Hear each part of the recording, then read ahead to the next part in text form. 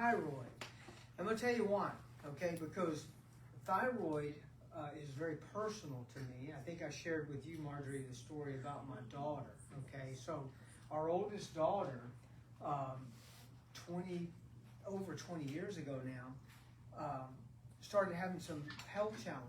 And you know, you go off to college and there's a lot of stresses and your diet changes and then you don't sleep as much and all these things. And so she started having some problems. And then after she got married, she had 3 miscarriages in the first 2 years or less of their marriage.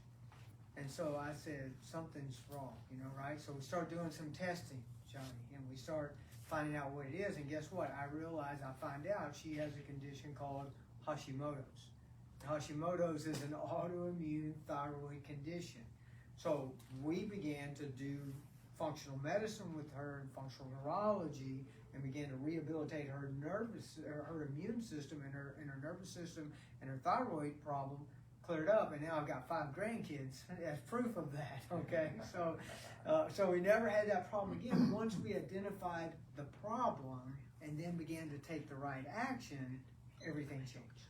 And so the thing I love about the thyroid and what makes it exciting for me to teach this is that thyroid is one of the few conditions that you can get answers directly for where the problem is coming from the proper blood test. So I'm going to walk you through what normal thyroid function looks like, and then I'm going to show you the different places where things can go wrong and how this would show up in your blood test, and then you'll get the idea of what we need to change in order to get better function. Okay? Y'all with me? You ready for that? Yeah. All right. Let's have some fun. All right? So, first of all, let me ask you this.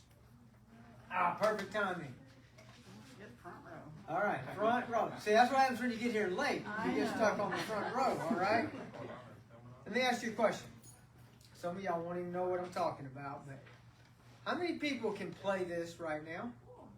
No more. I don't have a player. You're going, I have no idea what this is, right? Y'all don't even, the back row doesn't even know what this is. I was shocked today. People on my team were going, what is that thing, you know?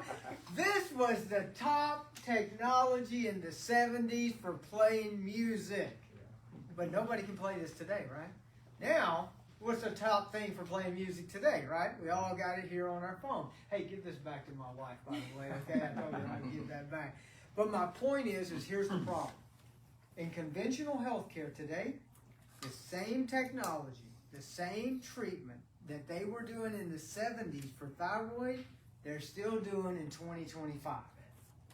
Has not changed. It's always been the same.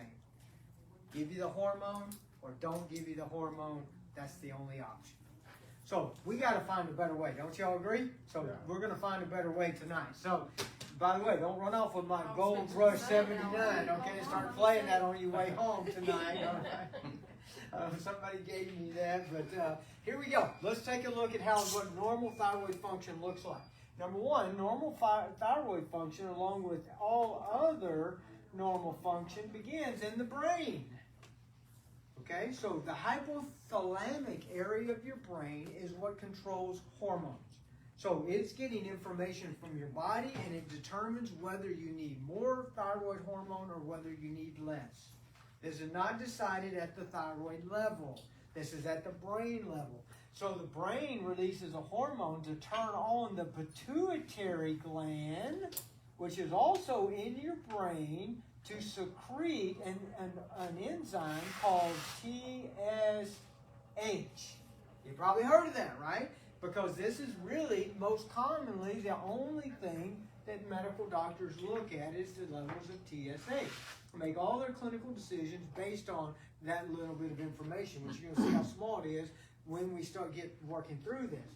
So we see the brain turns on the pituitary gland, secretes TSH, and then, of course, TSH goes to the thyroid gland, okay? And the thyroid gland then does what? It produces hormone, produces 2 hormones. One of them is T4, one of them is T3. Now, which one does it make the most of? By the way, that's on your piece of paper there. And we got percentage. So what does it make more of? T4, you're exactly right. By the way, it's 93% T4.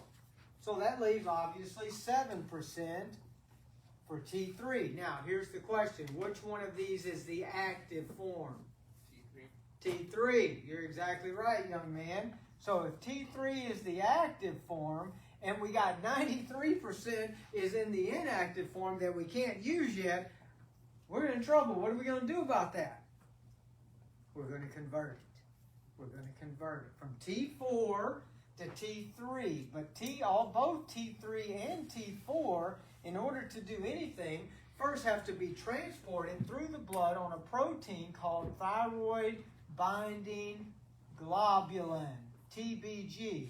So it's going to be transported to wherever it's going. And for T4 to get converted, it's going to need to go to the liver, where we're going to have 60% of our conversion from T4 to T3 occur in the liver.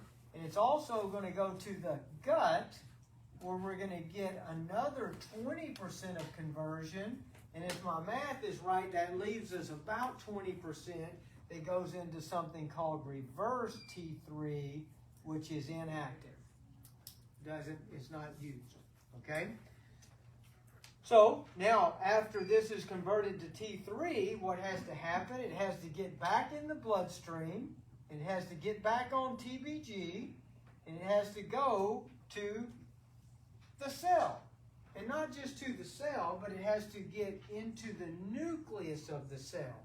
So nothing happens until T3 gets into the nucleus of the cell.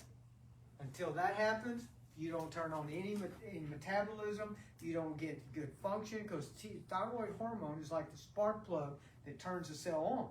If you don't get that spark, you don't get good cell function and good cell metabolism. So how many cells of your body are affected by thyroid problems? All of them. All of them. Let me tell you what the most common first symptom is of poor thyroid function. Most of you probably think hair loss, weight gain, hair loss. Nope, brain fog. Most common first symptom is brain fog. You know why? Because the brain requires the most energy, and it needs the most activation, and it needs thyroid hormone as well. So brain fog, and the second most common symptom, constipation. So your gut doesn't work as well, your brain doesn't work as well, and then guess what? Then you get the other things showing up. You get like weight gain, and you get hair thinning, and then you get muscle cramps and spasms, and then there's some other things that we'll talk about in a minute that you get that are tied to Hashimoto's. But so this is, y'all get this? We've got to go from the brain to getting T3 into the cell. That's normal metabolism for thyroid. Yes. So, are you saying that we have to have the active T3 go into the cell before the other T3 will go in? No. Any T3. All T3 is active. So this T3 is already ready to go. This 7% that your thyroid makes is already in the active form. It's already ready to go. The other 93% that your thyroid makes has to go be converted. But out of that, only 80% is going to be used. 20% will not be used. Okay? But yeah, no, any T3. Does it normally naturally convert? Yeah, if your body's working right. Okay. Yeah, that's it. That's the natural process. And I'm going to tell you, I have my ideas about this, okay? Because I'm a Bible-believing Christian, and I believe that God created the body intelligently, and I believe this is by design that it's set up this way, okay? And I think that it's because it helps your body regulate it better. Because here's the problem. Y'all have heard of Graves' disease, right? Okay, that's an autoimmune condition that causes increased thyroid hormone. Do you know that can be deadly? You know this. So what happens is if we get way too much T3, now we're in a dangerous state. Okay, we can actually have heart attack, or we can actually get things over revved up, right? And so what the way the body is designed then to buffer that is through this conversion process. It can slow the conversion down, or it can speed the conversion up, and it can regulate it more easily. By the way, if you take thyroid hormone, most of what they give you initially, like levothyroxine and Synthroid, those are all T4 synthetic hormones.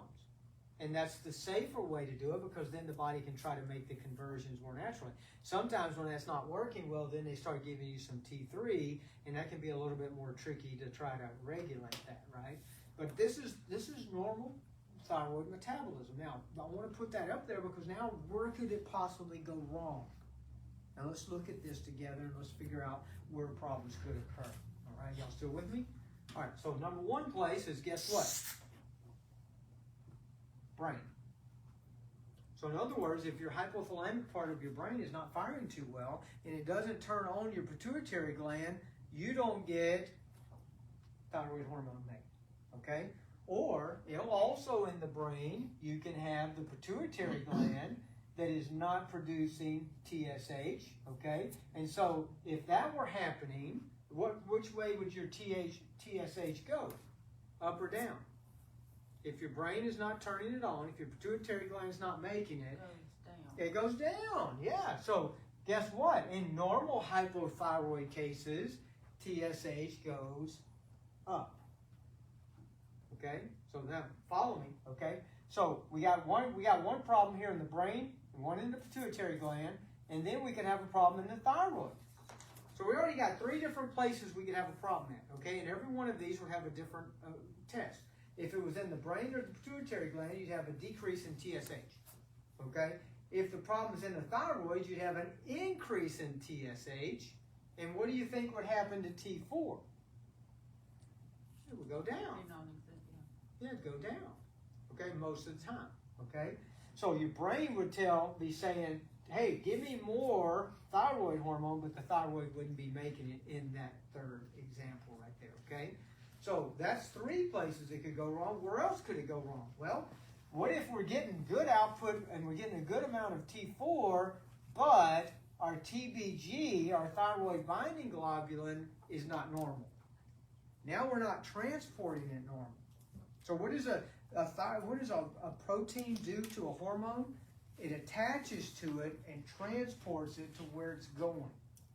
If a hormone is not bound, it's called free, and it will go into the tissue right there where it is. So you got to get your thyroid, your hormone bound, or all your thyroid hormone will just be working right here in your neck. Well, you need it in your brain, you need it in your liver, you need it in your muscles, you need it other places. So how do we get it there? It binds to that hormone and it goes there. So if you don't have enough transporters, you don't have enough taxi cabs to transport it, that's a problem, right?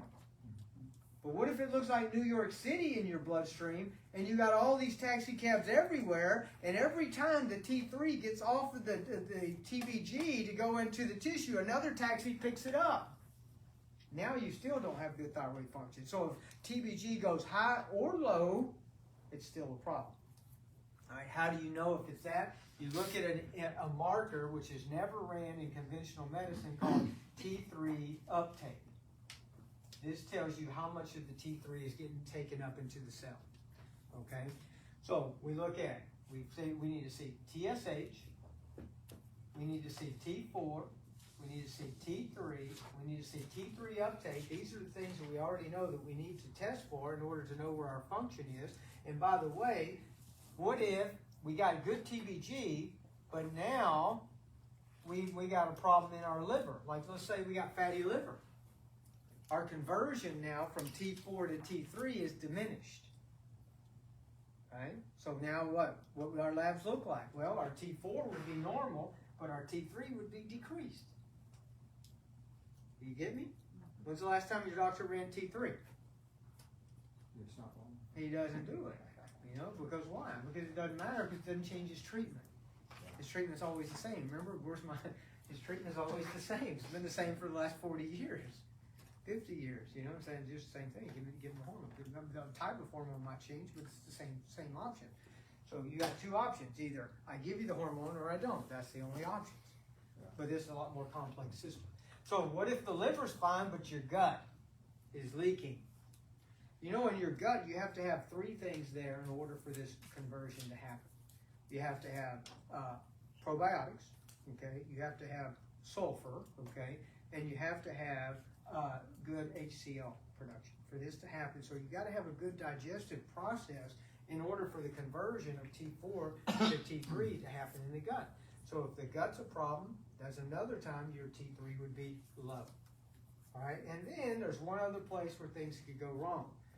What if everything's gone perfectly until this point, but then we get over here to the cell and the actual receptor on the cell is closed down and won't let the T3 get into the cell? What would your blood test look like then? Normal. Normal. Completely normal. Everything, and the doc says, well, I don't know what's wrong with you, it's not your thyroid gland. Okay, well, yes, it could be, but it's not your thyroid gland, but it's your thyroid function. Okay, so in other words, what would cause the receptors on the cells to close down? Inflammation, high cortisol levels, and high blood glucose levels. So things like this cause the receptors now to get closed, and you don't get good thyroid function into the cell. And you don't know why it's happening. So that's why everything kind of ties in together. You understand this? And so when I talk to you about how you assess the thyroid completely, what you're going to see is that we also need to look at adrenal function, so we know what our cortisol level is looking at. We need to look at inflammatory markers. We need to look at blood sugar things. We need to look at gut things. We need to know how this thing is working. Okay, that makes sense? So what were the three things? High sugar, inflammation, and Inflammation, cortisol levels, okay, and high blood sugar. Those are your three biggest things that are going to affect that. So cortisol is going to be affected by your stress level, of course, okay, and adrenal function. Blood sugar, we know most of that's diet, although stress has a big impact on your blood sugar as well, okay? And then inflammation, man, I mean, inflammation can be tons of causes, right? Inflammatory diet, it can be traumas, pain, injuries, things like that as well. So bottom line is we got now 6 different areas here where these things can go wrong.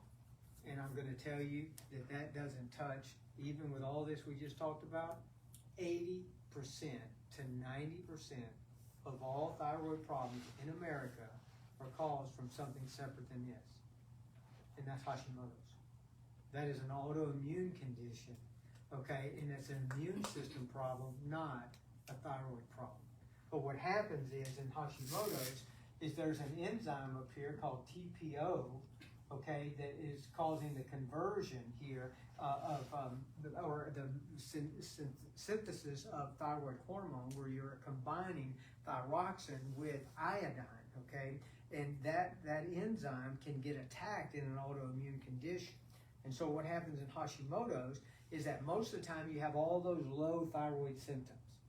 You know, you feel the fatigue, you feel the weakness, and you know you're tired. You maybe got weight gain, or whatever thing's going on, brain fog, constipation. But guess what? Then occasionally you get the hyper symptoms, where you get the inward trembling, you get the heart palpitations, you get the night sweats, you get these weird sensations, right? And it's because you're having a thyroid storm, because this is under attack and it dumps a lot of thyroid. So that's why with Hashimoto's, it can be both. It can go back and forth. That's one of the ways you know, and it can wax and wane. You might feel pretty good one day, and then one day you feel terrible, you know. So Hashimoto's is hardly ever tested for, and if it is, then what do they do differently? Nothing. Unfortunately, now you know from experience, they do nothing differently, right? And so we have to look at this differently. And this is what I want to talk to you about now. Is like, okay, now with all this information, how do we figure this out? Well, the one step is you got to get the proper blood testing. So in addition to these tests here, you also want to run the antibodies. Okay, there's 2 antibodies, okay, that need to be run for Hashimoto's. Okay, so we run the complete testing, and we make sure that we've got all the information we need. Then we find out what's the health of the gut look like, how's our adrenal function, our cortisol levels look like, what's our inflammation. We rule out all those things, okay, and then we look at our brain and nervous system to make sure that those areas in our temporal lobe, okay, are firing well enough to turn on good thyroid function, okay. If we get all that information, then we can begin to piece together where the problem's coming from. That make sense? Yes or yes? Yeah. That helps with the Harvards, right? Okay. So I'm going to talk to you about the way we evaluate that. Yeah, So question. is this not hereditary? Because a lot of Great question. I've heard a lot of doctors saying thyroid issues could be hereditary. Yeah, no, then that's right. And but here's the thing. You can be passed on the predisposition for a thyroid problem, but not necessarily that it's like written in stone. Okay? Because then what happens is you have this genetic possibility, but there has to be a trigger to turn it on. Okay? Because look, you got a genetic code that's hundreds of thousands or maybe millions of genes. We don't even know how many we got. Okay? So it's like a huge library, Mark. Okay? So you don't go in a library and read every book at the same time. Right? You pick a book off the shelf and you read it. Well, that's what your body does with genes. It's called epigenetics. Okay, and so epigenetics are your lifestyle is going to determine which genes are read. So is it going to be the lifestyle is going to say read the healthy, vibrant genes, or is it going to be, okay, we're going to pull this genetic gene off here for Hashimoto's? You know what I'm saying? So lifestyle is usually the trigger for what initiates it, all right? But the possibility, yes, is genetic in that sense. You have this genetic possibility, but it doesn't not mean that you're going to get it. There has to be a trigger somewhere along the way. What are kind of triggers? Well, I just went through with you what happened to my daughter. So what caused her triggers? Well, she had a high stress situation. Her diet was not as good, and her sleep wasn't as good. She wasn't sleeping as much, right? So that's a perfect scenario there to bring up something that wasn't there. Bad diet, high stress, poor sleep, no exercise, not enough exercise. All of these things are likely triggers. Okay, and then guess what else? For any autoimmune condition, for ladies, pregnancies. So what happens during pregnancies? You have natural immune shifts. If you already have an immune problem where you've got an imbalance, and then you go into a certain phase of a pregnancy, like either the last three trimesters or the first 3 months, the last 3 months of the pregnancy or the first 3 months after birth, it goes worse. And that depends on which way your immune system shifts.